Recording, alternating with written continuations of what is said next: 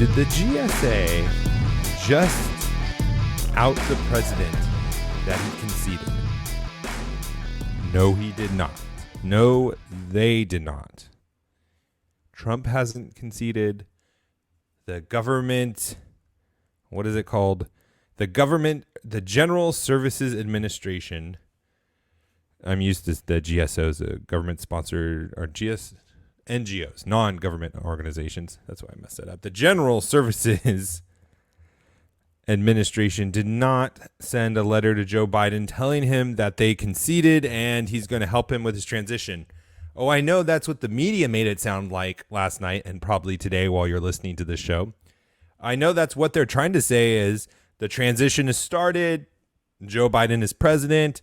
It is inevitable. You shouldn't even consider fighting anymore. You shouldn't consider sponsoring and supporting the attorneys that are fighting for your rights. You shouldn't be worried about never seeing any signatures in Nevada. You shouldn't be worried about how Michigan and the legislature is doing a special investigation, which I heard is going to happen Wednesday. Don't worry. You don't need to pay attention to Sidney Powell, who's going to start filing her court cases in Georgia. Just give up. It's over. Go home and shut up. That is the tone of every propaganda arm in this country. There is no investigations. There is no curiosity. It is simply propaganda to solidify the steal. We want to stop the steal, but they're trying to solidify the steal and discourage you. Look, guys, I'm tired. I'm tired of this fight. I'm sure you guys are tired too, but I'm not discouraged and neither should you be. This is not the end. The media's constant barrage of negativity and propaganda and trying to get you to bow down and concede, to let them steal this country from us, and that's exactly what it is not going to get to us. We're going to keep fighting because if we don't draw the lines here, if we don't win this battle now, there's no other fights that we're going to fight and be able to run from in the future. There's not. It's over.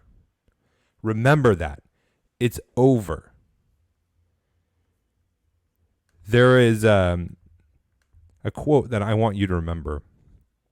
As you get burned out and as you're listening to these people try to convince you that you're crazy, you need to remember this. Joe Biden, 2 weeks before the election, if I remember correctly, said, "We have put together, I think, the most extensive and inclusive voter fraud organization in the history of American politics." He said it. Did he mean to say it? Probably not. But he said it, and then they did it.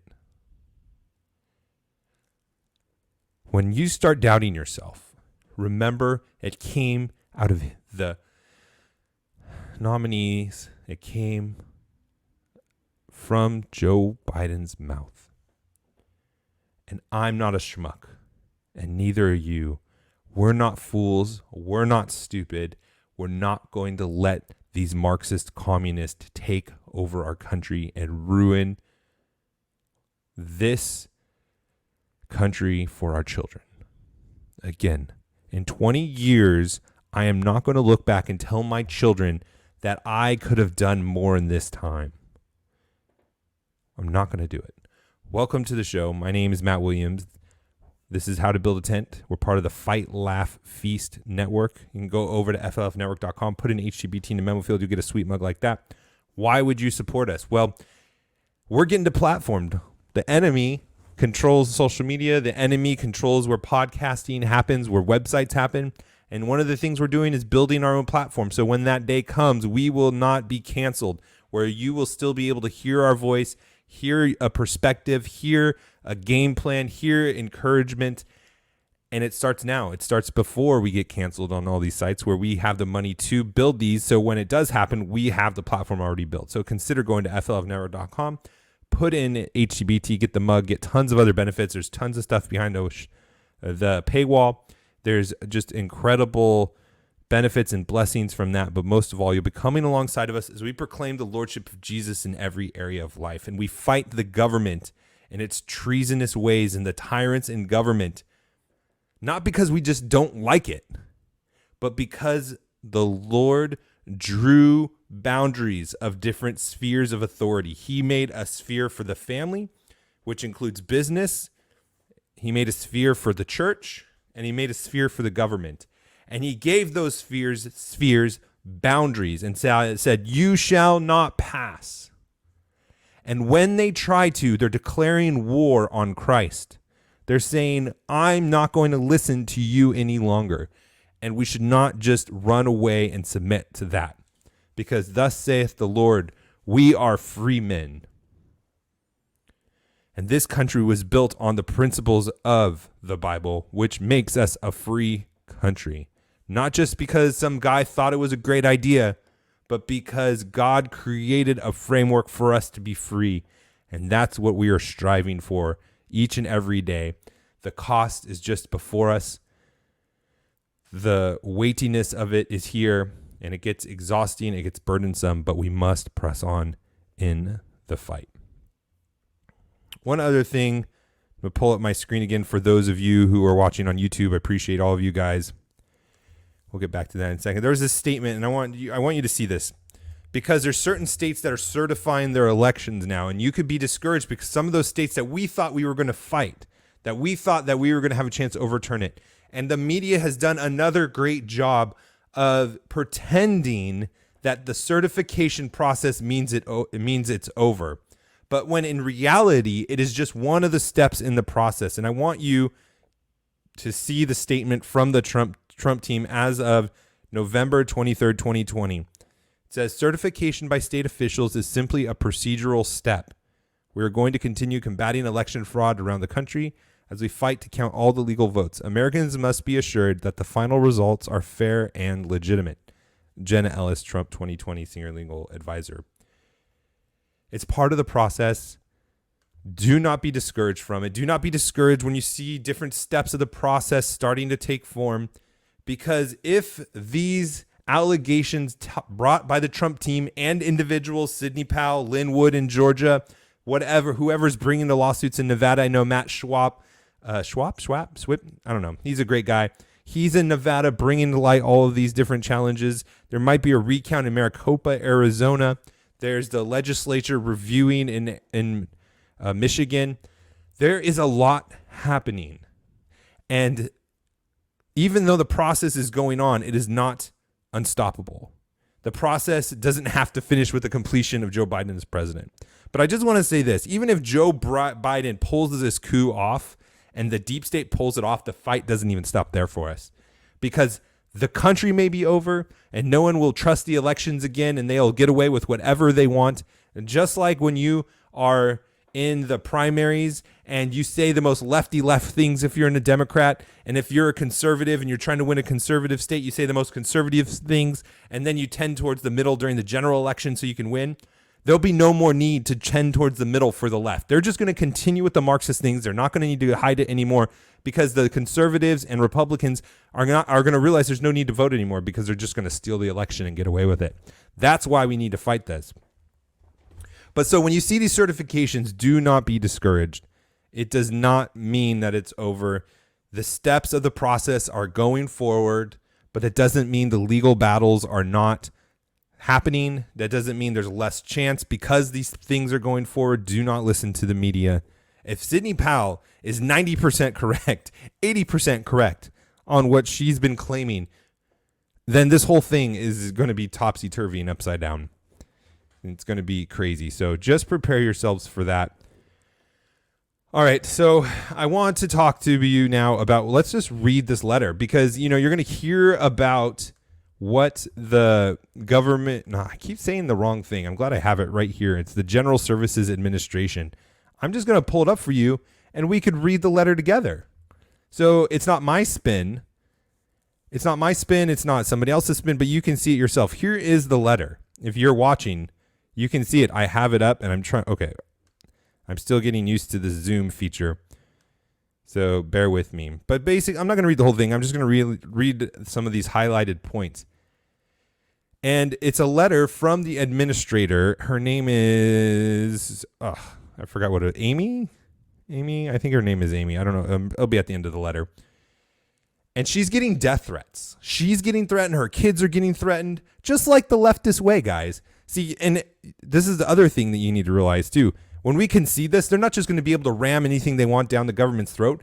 Is these tactics of threatening and intimidating individuals who stand up for rights, who are standing up in these government roles in their work positions, they're getting threatened and harassed in their work position. Imagine you getting threatened and harassed and your kids being harassed in your normal job.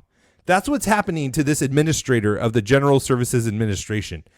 Just like what happened in Michigan to those two people who would not certify the election. They got doxxed, they got threatened, and then they switched, and then they went back. So this is what is happening. This is why this next step is happening. Not because there's evidence that looks like Joe Biden won, not because of the litigation is falling through from the Trump side and the Trump team, but it's because they're getting threatened. Their family, their staff, and their pets. Their family, staff, and pets are getting threatened. Does that sound like the left thinks they won this election? Does it seem like they are looking for reconciliation? No, it doesn't, because they're not. They say peace, peace, but there is no peace. Okay, so here's the letter.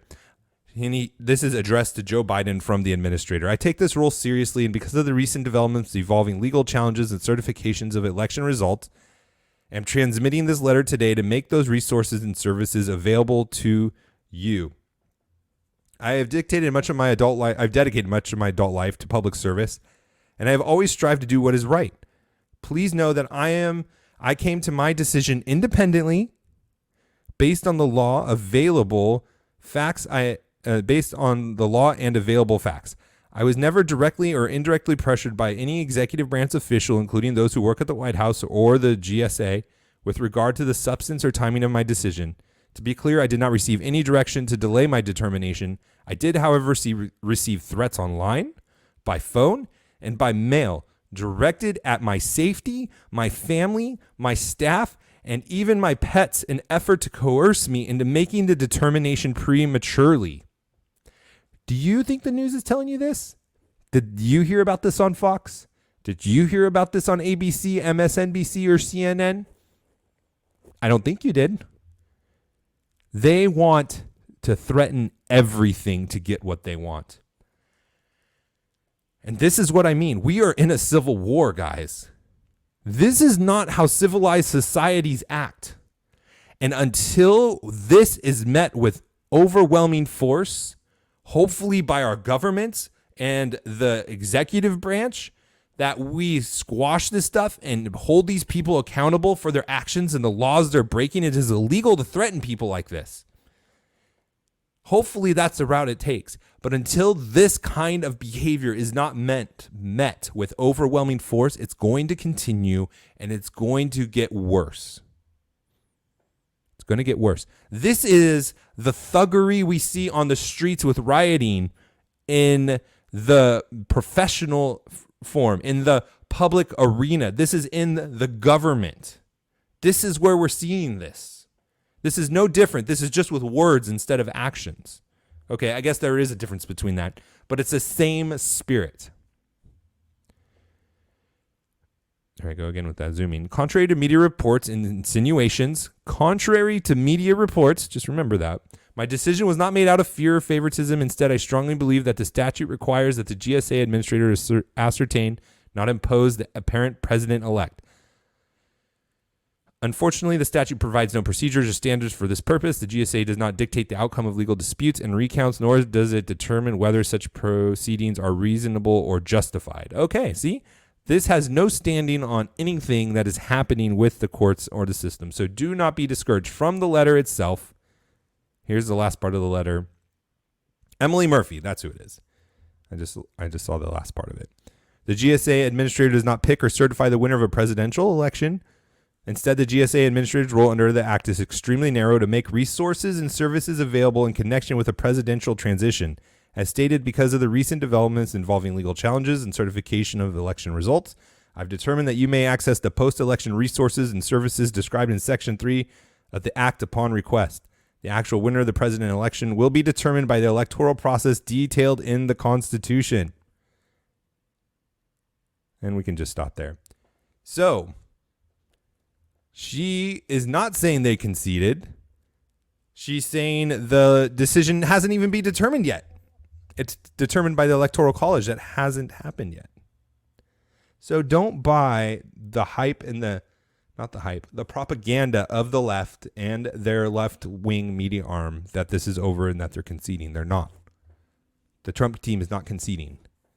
And we shouldn't either, because like I said, this election is too important. Joe Biden told us he was cheating 2 weeks before it happened. Let's just believe him. Let's just believe him. And believe our own eyes with the evidence we've seen, with the affidavits. This isn't over, and you cannot back down. And we're going to talk about why we cannot back down a little bit in a second. But before I want to talk to you about Samaritan Ministries, let's be honest, talking about health insurance is not something anyone really likes to do. It can be confusing with lots of jargon. Plus, who really knows what is actually going to take care of? What it's actually going to take care of. That's why Samaritan Ministries is a healthcare option you should consider. It's not insurance. It's Christians sharing healthcare costs and encouraging one another when there's a medical need. Samaritan members know that when an illness or injury happens, fellow members have their backs. Here's how it works. There's no network restrictions. You choose your own doctor, hospital, and pharmacy. Send your medical bills to Samaritan Ministries. They notify other members to send you money and help pay your shareable bills, which in some cases could include therapeutic massage and alternative medical practices. Samaritan members send a fixed amount every month directly to another member, and the cost for one person could be as low as $75. You can join Samaritan Ministries anytime. Why not today? Go over to SamaritanMinistries.org, SamaritanMinistries.org. Check it out. It's a really great company. All right. I'm going to show you guys one more tweet, and this is just such a good point. But I have to say, there's a little bit of cussing in it. There's just one bad word in it. But here we go. And I'm not going to say it. I'll read it for those listening, but I'm not going to say the cuss word, so don't worry about it if you're listening with your family. Business owners, and this is from a guy named Mark Randazza, and he makes an excellent point. Did you notice that when thousands of dirtbags went into the streets and said, we don't care about the law, we're going to burn down this business, nothing happened to them? If enough of you just open and give the finger to Amazon's lobbying, you can resist. Now, I don't know if it's Amazon lobbying but know that definitely the big corporations are benefiting from this. But here's the point and why I wanted to share this with you. Yesterday, we had the video that was inspiring and almost brought me to tears of the people coming together with businesses who, when the health inspector came to shut them down, she said, I'm just doing my job. And they said, and we're trying to do ours. You see, the totalitarians want to do their jobs, but they don't have a problem with getting you to stop doing yours. And you see, they don't have a problem when it's their side rioting in the streets. They don't have a problem when they're coming to burn down your livelihood, coming to burn down your means to feed your children and other people's children and your employer's children. They don't have a problem with that. But they have a problem with you opening your business and allowing people to choose to enter your establishment and patron your place for your goods and your services. They have a problem with that. There's no free will allowed in this economy anymore. And if we don't stop and if we don't start fighting now, and we don't stop letting them dictate to us what we wear, face masks, where we go, who we spend holidays with, what places we can go to, what places we can worship, how we can worship, who we can vote for, who we pick as our people in authority, who in our president. They're trying to determine all of that through cheating, through tyrannical laws. And if we don't start fighting like the left fights, there will not be another fight for us to run from. If we run from this fight today, we will not have a fight tomorrow to run from. They will own us. We will be like the Christian church in China. We will be ostracized. We will be castigated. Castigated? Is that the word? No. It's going to get a lot harder. If we don't win this battle now, it's going to get a lot harder. So let's not run from this battle. And let's open up our businesses. And let's stop wearing those stupid face masks. Let's stop going to businesses that are cowering and are... I was going to say something I shouldn't say. Let's stop going to those businesses that are cowards and are enforcing the tyranny as well. Yeah, it's private property. They can do whatever they want. That's right. They can. And we don't have to go there anymore. Never wear a mask again. The science doesn't even support it. The new study that came out, 0.3% difference, the most comprehensive test, the masks are a 0.3% difference between people who wore it and didn't wear it. That's statistically irrelevant. The masks don't work. It's a religious hijab. It's a Marxist burqa. Stop wearing other false religions' uniforms. They're religious garbs. We're not supposed to wear those as Christians. Stop distancing yourself. Start celebrating with your friends and family. Start getting together. This has to stop now, or it's never going to stop. The fight is just going to get harder and harder. So we better win it now. We'll talk to you tomorrow. God bless.